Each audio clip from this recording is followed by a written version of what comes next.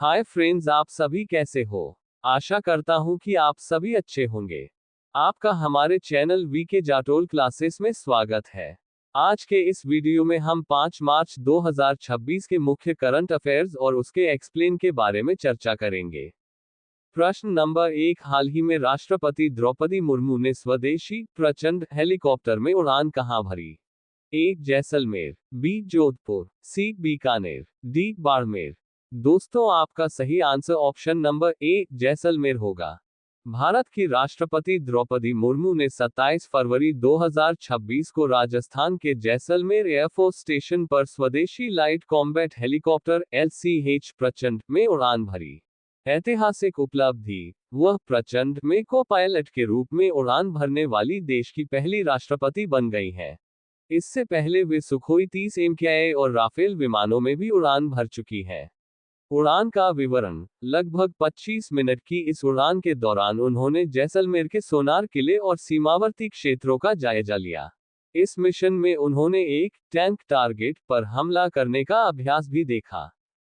संदेश, राष्ट्रपति ने कॉकपिट से देश को संदेश दिया कि प्रचंड भारत की आत्मनिर्भरता का एक शक्तिशाली प्रतीक है। उन्होंने वायुसेना की तैयारियों और स्वदेशी तकनीक पर गर्व जताया।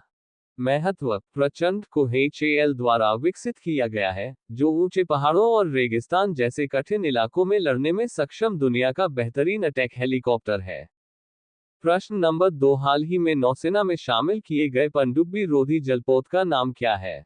ए Androth, B Anjadip, C Kavaratti, D Minicoy. दोस्तों, आपका सही answer option number B Anjadip होगा। INS अंजदीप आधिकारिक तौर पर भारतीय नौसेना के बेड़े में शामिल हो गया है। यह देश का तीसरा स्वदेशी anti submarine warfare shallow watercraft ASWSWC है। स्वदेशी निर्माण, इस युद्धपोत का निर्माण गार्डन रीच शिपबिल्डर्स GRSE ने किया है। खास बात यह है कि इसे पूरी तरह से SAIL steel authority of India limited द्वारा निर्मित विशेष ग्रेड के स्वदेशी स्टील से बनाया गया है। ताकत और उद्देश्य, यह जहाज समुद्र के कम गहरे पानी में दुश्मन की पनडुब्बियों का पता लगाने और उन्हें नष्ट करने में माहिर है। यह पुरानी अभय श्रेणी के जहाजों की जगह लेगा और तटीय सुरक्षा को मजबूत करेगा। आत्मनिर्भर भारत SAIL ने इस प्रोजेक्ट के लिए लगभग 3500 टन स्टील की आपूर्ति की है, जो रक्षा क्षेत्र में भारत की आत्मनिर्भरता को दर्शाता है। इससे पहले INS अर्नाला और INS एंड्रोथ भी इसी श्रेणी में शामिल हो चुके हैं। प्रश्न नंबर 3, हाल ही में 28 फरवरी को अफ्रीका से कितने चीते एयरलिफ्ट कर भारत लाए जाने की घोषणा की गई है? A 5, B 8, C 10, D 12। दोस्तों, आपका सही आंसर ऑप्शन नंबर B 8 होगा। भारत के प्रोजेक्ट चीता के तहत शनिवार 28 फरवरी को मध्य प्रदेश के कूनो नेशनल पार्क में 8 नए चीते पहुंचे हैं। कहां से आ रहे हैं? ये 8 चीते 6 मादा और 2 नर अफ्रीकी देश बोत्सवाना से लाए जा रहे हैं। स्वागत की तैयारी, मुख्यमंत्री मोहन यादव और केंद्रीय मंत्री भूपेंद्र यादव खुद कूनो में मौजूद रहकर इन्हें बाड़े क्वारंटीन एनक्लोजर में रिलीज करेंगे। सफर का रूट, ये चीते शुक्रवार रात बोत्सवाना से भारतीय वायुसेना के विमान द्वारा ग्वालियर पहुंचेंगे और वहां से हेलीकॉप्टर के जरिए कूनो लाए जाएंगे। कुल संख्या, इन 8 नए चीतों के आने के बाद भारत में चीतों की कुल संख्या बढ़कर अब 46 हो जाएगी। अगला लक्ष्य, सरकार का लक्ष्य कूनो में चीतों की आबादी को जल्द ही 50 तक पहुंचाने का है। ये सभी चीते लगभग 1 महीने तक क्वारंटाइन में रहेंगे। प्रश्न नंबर 4, हाल ही में कक्षा 8वीं की नई किताबें सर्कुलेशन से वापस लेने का आदेश किसने दिया है? A Ashwini Vaishnaw, B Dharmendra Pradhan, C Piyush Goyal, D Jagat Prakash Nadda. दोस्तों, आपका सही answer option number B Dharmendra Pradhan होगा। विवाद का कारण, NCERT की कक्षा 8 की नई सोशल साइंस की किताब में न्यायपालिका में भ्रष्टाचार करप्शन इन जुडिशरी का जिक्र किया गया था।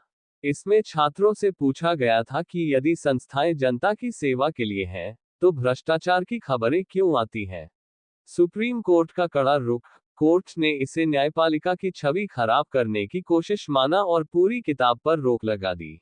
साथ ही सभी प्रिंटेड और डिजिटल प्रतियों को जब्त करने का आदेश दिया।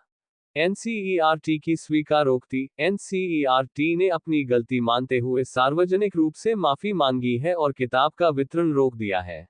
शिक्षा मंत्रालय ने इसे डिजिटल प्लेटफॉर्म से भी हटाने के निर्देश दिए हैं। पैनल और प्रक्रिया। ये किताब विशेषज्ञों के एक पैनल द्वारा तैयार की गई थी, जिसमें एक वकील भी शामिल था।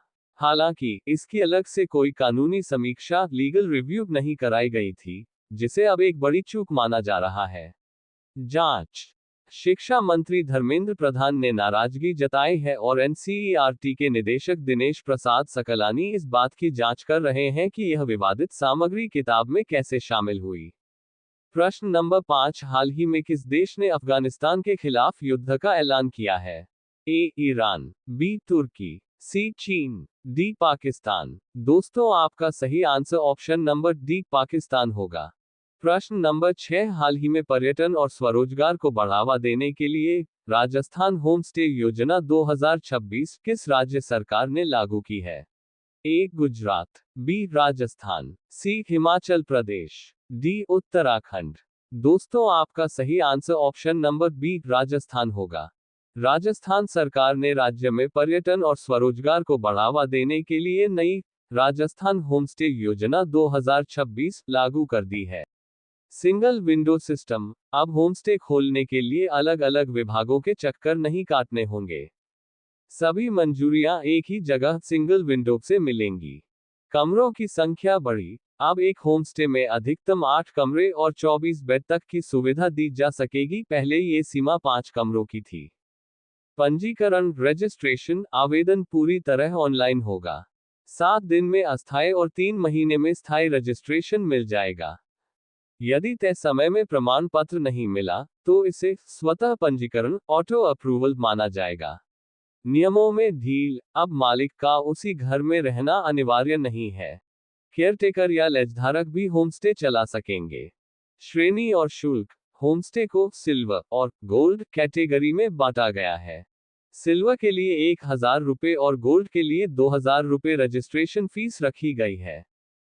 प्रश्न नंबर 7, हाल ही में राष्ट्रवादी कांग्रेस पार्टी एनसीपी की राष्ट्रीय अध्यक्ष किसे चुना गया है? ए. सुप्रिया सुले, बी. शरद पवार, सी. अजित पवार, डी. सुनेत्रा पवार। दोस्तों, आपका सही answer option number D Sunetra Pawar होगा।